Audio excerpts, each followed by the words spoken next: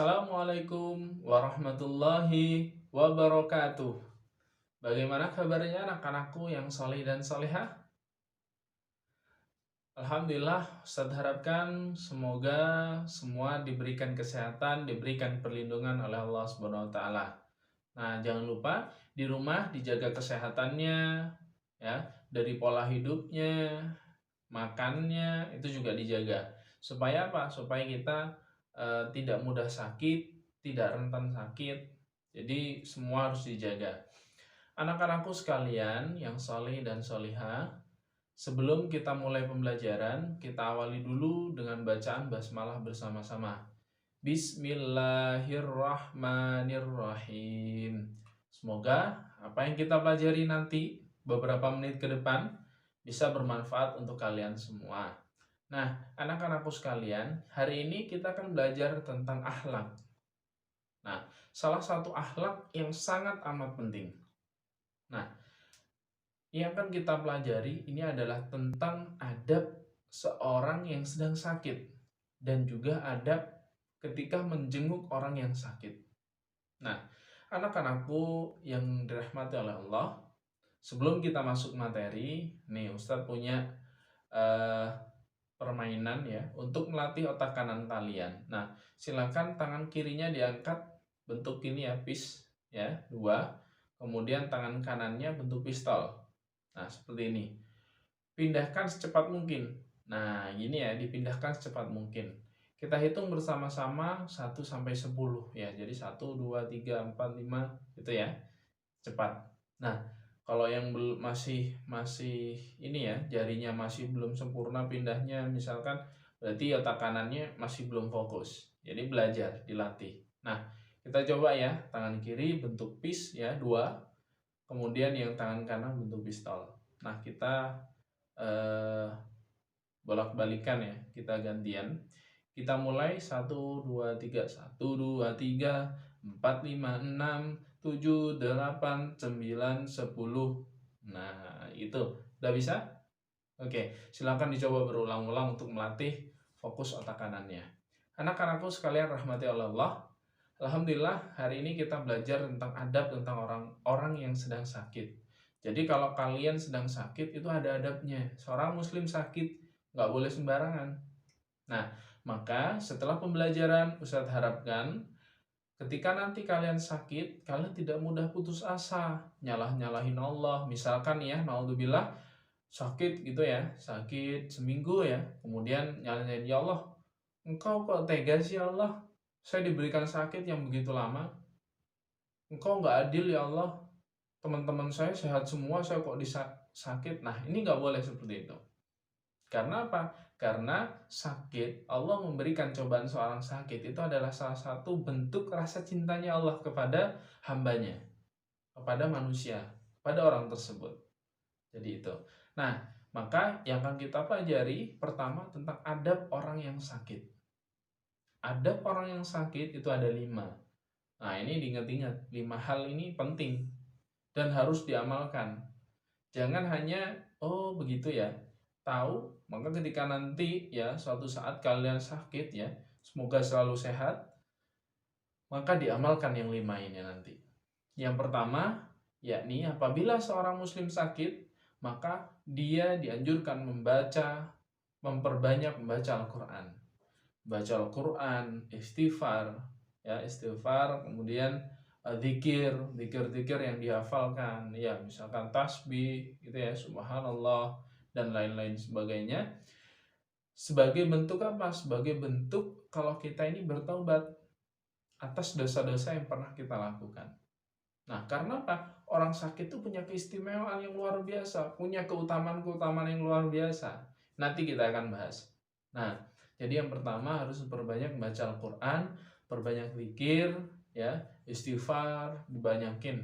Ya, istighfar itu adalah salah satu intinya memohon ampunan daripada Allah. Jadi itu, memohon ampunan kepada Allah atas dosa-dosa yang kita lakukan. Jadi itu. Nah, yang kedua, yakni berprasangka baik kepada Allah. Intinya adalah Allah itu bukan berarti memberikan seorang sakit itu ingin menyiksa. Bukan. Itu adalah bentuk rasa cintanya Allah kepada hambanya, kepada manusia, kepada orang tersebut. Sehingga apa? Allah berikan ujian sakit. Masih ingat kisahnya Nabi Ayub alaihissalam? Beliau sakit 18 tahun, ya, difitnah, dicaci maki, dijauhi orang-orang terdekatnya, keluarga, saudara, teman-temannya, dijauhi, ya. 18 tahun sakit. Beliau ternyata bagaimana? Beliau masih prasangka baik kepada Allah, meskipun sakitnya sudah parah sampai tidak bisa bergerak. Jadi itu. Beliau masih bersyukur dalam keadaan sakit, beliau masih bersyukur. Kenapa? Ya Allah, sampai lidahnya ini, mulutnya ini nggak bisa untuk berbicara, ini sangat sulit. Nabi Ayub. Sehingga, tapi beliau tetap bersyukur. Sehingga meskipun beliau sakit, beliau tetap masih bersyukur. Kenapa? Karena hatinya masih bisa untuk menyebut nama-nama Allah. Masih bisa digunakan untuk berzikir. Meskipun dalam hati, secara lisan sulit, tapi hatinya masih bisa berzikir. Luar biasa Nabi Ayub alaihissalam. Nah, kalian ditiru. Nah, makanya ketika sakit harus berprasangka baik kepada Allah. Nah, yang ketiga, ketika seorang muslim sakit tidak boleh mengharapkan kematian. Nah, ini ya, misalkan sakit seminggu, sebulan, ya, atau mungkin sampai 2 bulan, 3 bulan ya sakit, kemudian saking capeknya ya sakit, kemudian mengharapkan kepada Allah, ya Allah, tuh kok saya kalau seperti ini terus nggak ada gunanya, ya Allah, saya sakit nggak bisa ngapa-ngapain, ya Allah, matikan saja ya Allah saya, ya Allah, misalkan seperti itu ya, berdoa minta sama Allah, minta supaya sekalian udah diangkat nyawanya. Nah, itu tidak boleh ya, itu sangat-sangat tidak boleh. Jadi anak-anakku sekalian rahmati oleh Allah, itu ya. Jadi ketika kalian nanti sakit, tetap mintanya sama Allah apa? Minta diampuni dosa-dosanya, minta diberikan kesehatan kembali. Jadi itu. Jadi nggak boleh, misalkan karena terlalu lama udah pengennya segera aja dicabut ya Allah, misalkan seperti itu, nggak boleh, naudzubillah. Ya. Nah, yang keempat adabnya, yakni apabila dia mempunyai tanggungan, ya, hutang, ya, hutang piutang, itu harus diselesaikan, tetap harus dijalankan. Contoh, punya hutang ke temennya 1.000 rupiah, ya, 1.000 rupiah nih, tetap yang namanya hutang harus tetap diselesaikan meskipun kondisinya sakit. Nah, kemudian apabila dapat amanat, ya, dapat amanat, kalau memang tidak bisa melakukan hal tersebut, minta tolong kepada orang-orang terdekat, misalkan orang tua, ya. Jadi itu. Nah, jadi yang keempat itu, apabila anak-anakku sekalian kita semua sakit, ya, dalam kondisi sakit, tetap yang wajib harus tetap dilakukan, ya. Jadi misalkan punya hutang kemudian sakit, nggak usah bayar hutang, nggak, harus tetap, ya, harus tetap. Yang kelima, menjalankan hal-hal yang wajib, ya, sholat, ya, puasa apabila masih mampu boleh. Apabila sudah nggak mampu untuk puasa, misalkan karena harus minum obat, maka boleh, ya, tidak puasa dulu boleh. Jadi itu. Nah, jadi dari 5 hal ini, yang kelima itu tadi, yakni menjalankan hal-hal yang wajib. Ya, sebagai umat muslim, kita sholat itu mudah sekali. Sudah belajar kan di dalam fikih, ya. Jadi kalau misalkan orang sholat, orang sakit mau sholat, kemudian tidak bisa dalam keadaan berdiri, ya, berdiri seperti biasa, maka dia dibolehkan dalam keadaan duduk. Duduk gak bisa, boleh berbaring. Berbaring gak bisa, misalkan berbaring tapi nggak bisa gerak, ya, boleh pakai kedipan mata. Nah, kalau sudah nggak bisa semua nanti, maka disolatkan. Jadi seperti itu, ya. Jadi itu ya anak-anakku sekalian, 5 adab. Yang pertama tadi, perbanyak membaca Al-Quran. Yang kedua, berprasangka baik kepada Allah. Yang ketiga, yakni tidak boleh mengharapkan kematian. Yang keempat, tetap menjalankan kewajibannya seperti hutang, ya, atau amanat-amanat yang lain. Yang kelima, menjalankan kewajibannya yang berkenaan dengan ibadah, sholat, dan lain-lain. Jadi itu ya anak-anakku sekalian, yang pertama tentang adab seseorang yang sedang sakit. Nah, itu tadi ya, itu adalah adab apabila seorang itu sakit. Jadi lakukan 5 hal tadi. Nah, kemudian yang kedua, yakni tentang keutamaan orang yang sedang sakit. Ini ada 3. Yang pertama, Allah hapus dosa-dosanya orang yang sakit. Kemudian yang kedua, ya, Allah menghendaki kebaikan kepadanya.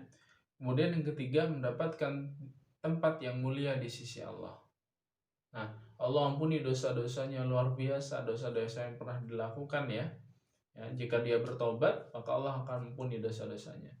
Nah, kemudian Allah menghendaki suatu kebaikan kepadanya. Jadi maksud Allah memberikan sakit itu pasti ada hikmahnya. Tidak semena-mena kemudian Allah memberikan sakit gitu, enggak. Pasti ada hikmahnya di lain sisi.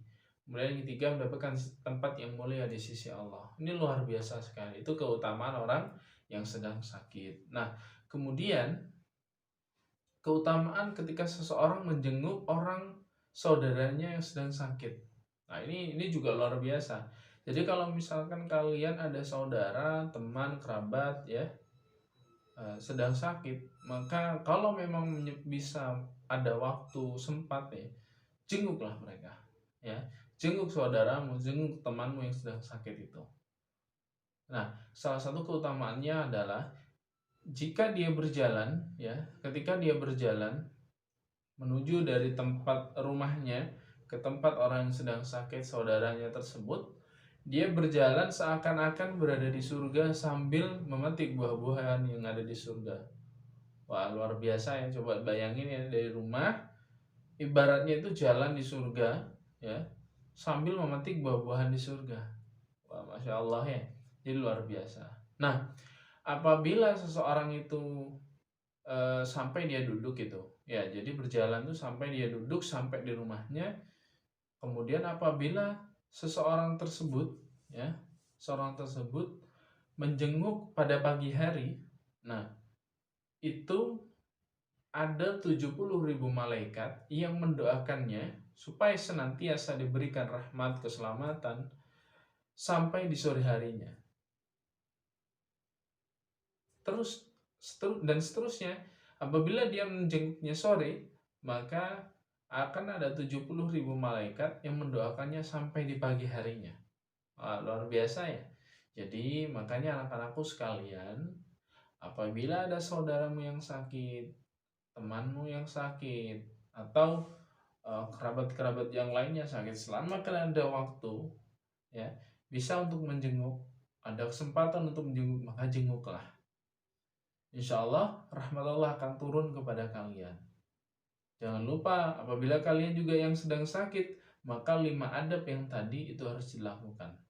Ya, sampai sini jelas? Baik, yang selanjutnya adalah takziah. Hukum takziah itu sunnah, jadi boleh dilakukan, boleh tidak. Kalau ada kesempatan, maka lebih baik lakukan. Maka ketika seorang melakukan takziah, ya, berkunjung kepada orang yang sedang tertimpa musibah, entah saudara, kerabat, temannya, maka Allah akan memberikan rahmat, memberikan pahala kepada orang tersebut. Kenapa? Karena ketika kita melakukan takziah, datang ke tempat saudara atau teman kita yang sedang tertimpa musibah, ya, meninggal dunia, maka secara tidak langsung kita itu menghibur keluarga-keluarga yang ditinggalkan, termasuk si mayit. Jadi itu, jadi sehingga apa, keluarga merasa senang, oh ada temennya yang ikut mendoakan.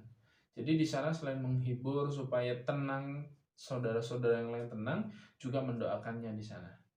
Jadi itu. Nah, salah satu hikmah ya ketika kita melaksanakan takziah itu tadi, salah satunya adalah memupuk solidaritas ukhuwah Islamiyah, menjalin kembali ukhuwah Islamiyah sehingga tidak terputus. Jadi misalkan kalian kenal teman kalian atau saudara kalian ya, si A misalkan ya.